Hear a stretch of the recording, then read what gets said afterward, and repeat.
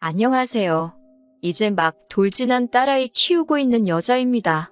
저를 워킹맘이라고 소개해야 할까요? 아이가 태어나고 첫 해에는 1년 동안 육아휴직을 했고 이제 얼마 후 복직을 앞두고 있습니다.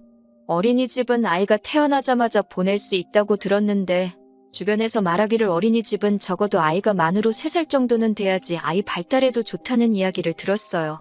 그래서 저도 아이를 3살이 되고 나서 보내기로 했습니다. 제가 육아휴직을 하면서 어찌어찌 12개월은 육아를 할 수 있었는데 남편 혼자 외벌이로는 생활이 힘든 마당에 제가 회사를 그만두기가 조금 그런 상황이었어요. 복직이 가까워 오면서 아이를 어떻게 해야 하나 고민을 하지 않을 수 없었습니다. 그냥 어린이집에 보내는 방법이 있긴 했으나 그래도 최대한 좋다는 쪽으로 하고 싶었어요.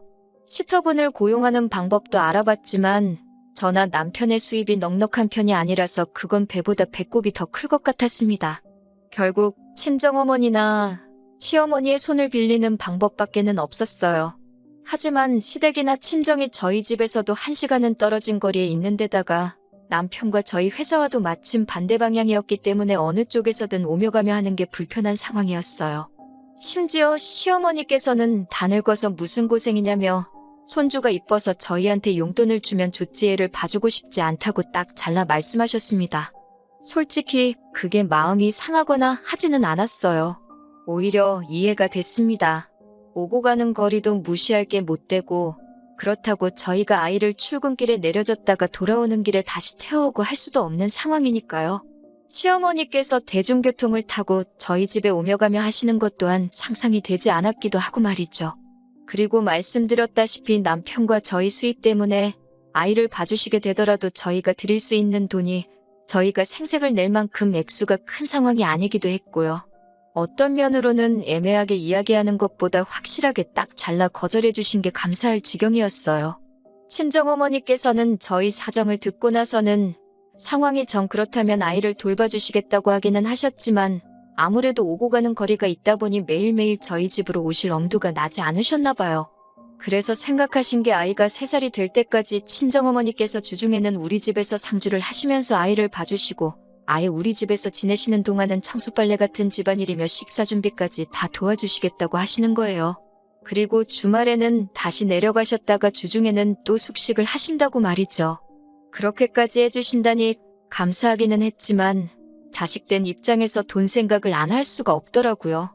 아이만 돌봐주셨다면 교통비에 추가로 50만 원 정도를 드리려던 생각이었는데 집안일 전반적인 걸 다 해결해 주신다니 못해도 100 정도는 드려야겠다는 생각이 들었습니다. 사실 애만 봐주셔도 다들 100 정도는 드리는 걸로 알고 있고 저희가 너무 조금 드리는 것 또한 알고 있습니다. 집안일까지 다 해주시는데 그 돈을 드리는 건 정말 어디 가서 불효자 소리 들어도 무방한 이야기예요. 그래도 저희 상황이 정말 넉넉지 않은 상황이라서 드릴 수 있는 게 저게 최대였어요. 아무튼 친정어머니가 집에 와서 지내시는 거 말고 다른 방법도 없는 데다가 어떻게 보면 가장일이 잘 해결된 거나 마찬가지인 상황에 친정어머니 제안을 마다할 이유가 없었어요. 그런데 그렇게 하면 어떻겠냐고 남편한테 물어봤는데 남편이 그렇게는 못하겠다고 하는 겁니다. 장모님이 집에 상주하고 계시면 불편하다 하면서요. 차라리 저보고 복직하지 말고 이참에 전업주부를 하라는 겁니다. 아니면 집으로 출퇴근하는 시터를 구하던가요. 저도 남편 벌이가 넉넉했다면 그렇게 하고 싶었지만 상황이 그렇지 않은 걸 어떻게 하나요? 자기 버는 걸 생각하고 우리 한 달에 들어가는 돈을 생각해서 말을 해줬으면 좋겠는데 그런 건 생각도 안 하고 자기 불편할 것만 생각해서 저러고 있는 게 어이가 없었어요. 저라고 친정어머니가 집에 와서 애 키워주고 집안일까지 해주시는데 100만 원밖에 못 드리는 저라고 마음이 안 불편하겠냐고 달리 방법도 없는데 불편하다는 이유로 억지 부리지 말라고 했어요. 사실 남편에게 화가 났던 가장 큰 이유는 집안 돌아가는 상황에 저렇게 관심이 없어서 저를 자주 서운하게 했었거든요. 경제권이 저한테 있기는 해서 모를 수도 있기는 하지만 가끔씩 저렇게 저희가 경제적으로 엄청 넉넉하다는 듯이 말할 때가 있거든요.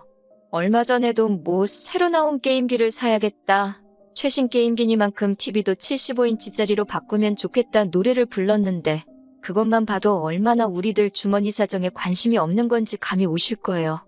딱히 말하지 않아도 바보가 아닌 이상은 둘이 한 달에 버는 게 얼마고 생활비가 얼마고 적금이 얼마고 다 계산이 설 텐데 솔직히 제 남편이지만 저 정도로 철이 없으면 바보라고 해도 할 말이 없겠더라고요.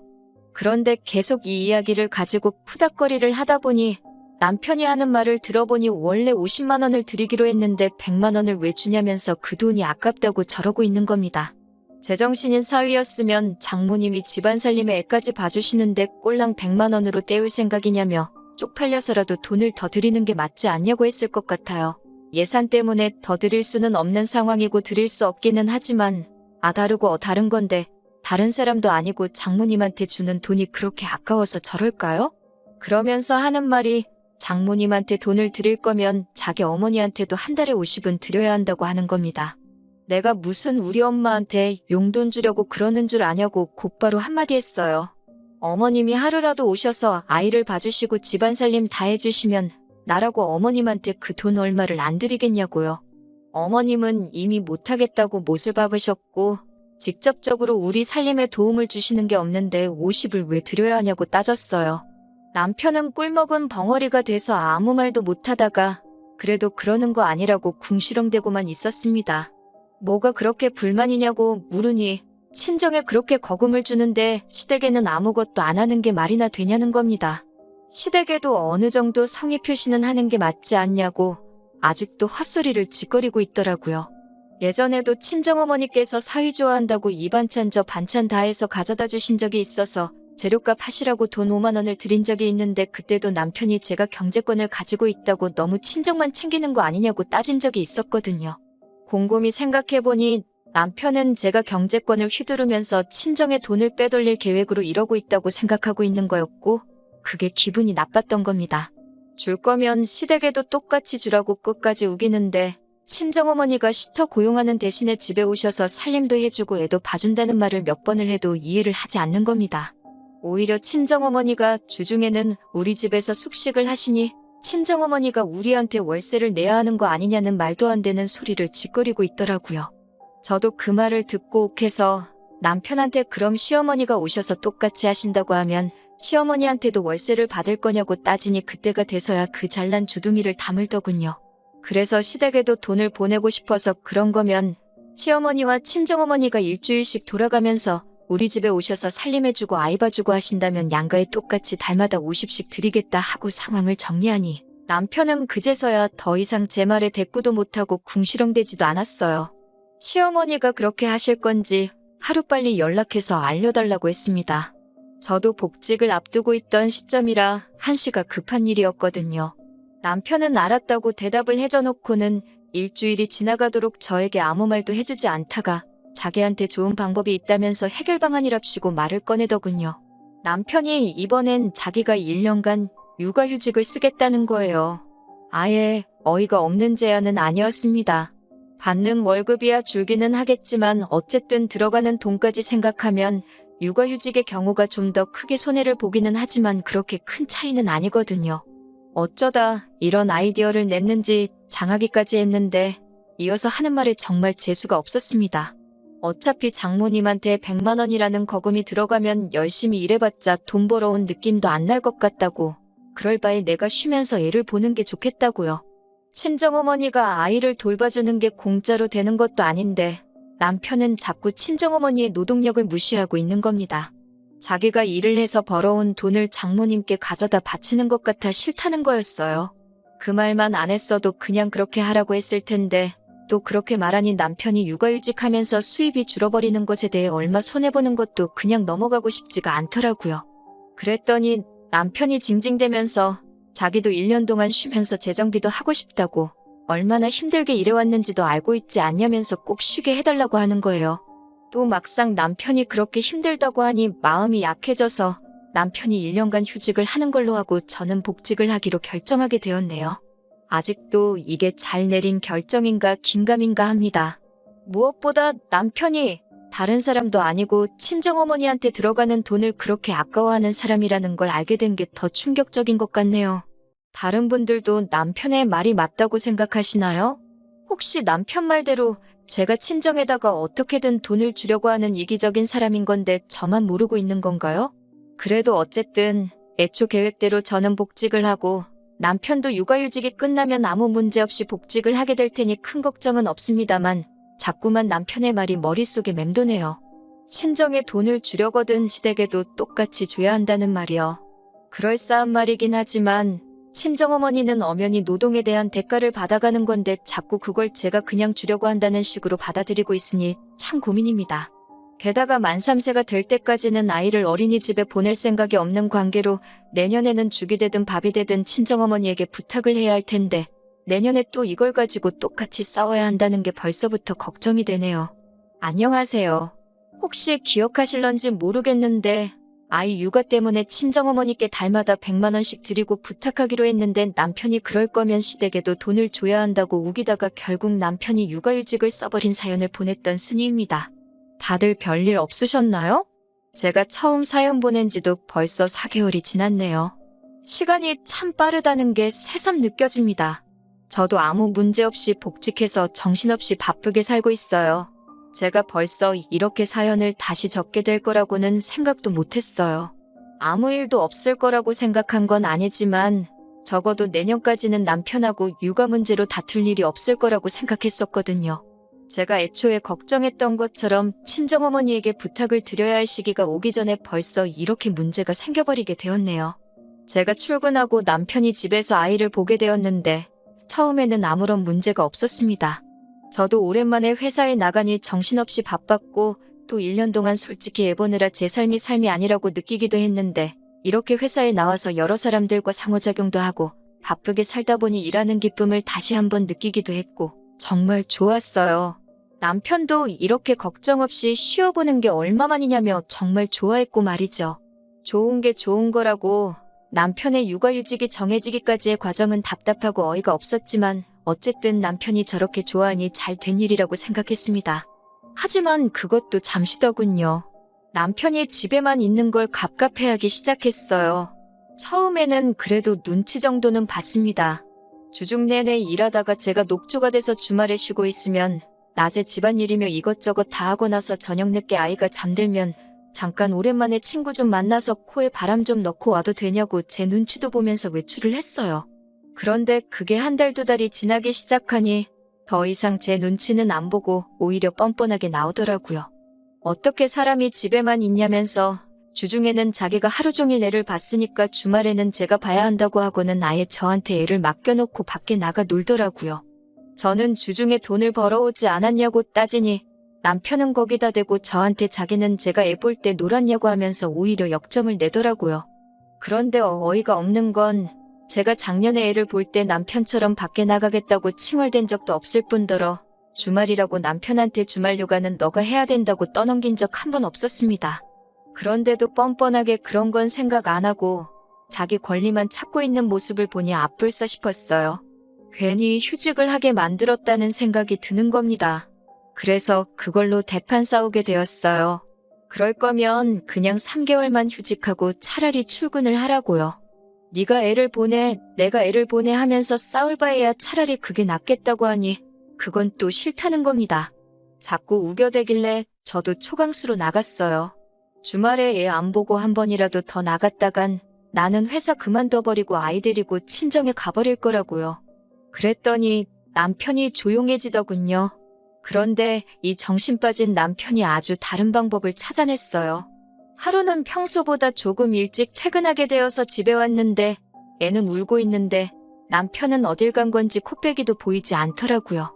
뭐 하고 있나 봤더니 방에서 문 닫아놓고 헤드폰을 뒤집어 쓰고는 게임을 하고 있는 겁니다. 친구들을 밖에서 못 만나니 게임 속에서 만나기로 한 거죠. 집안일은 하나도 안 해놓은 건 덤이고요.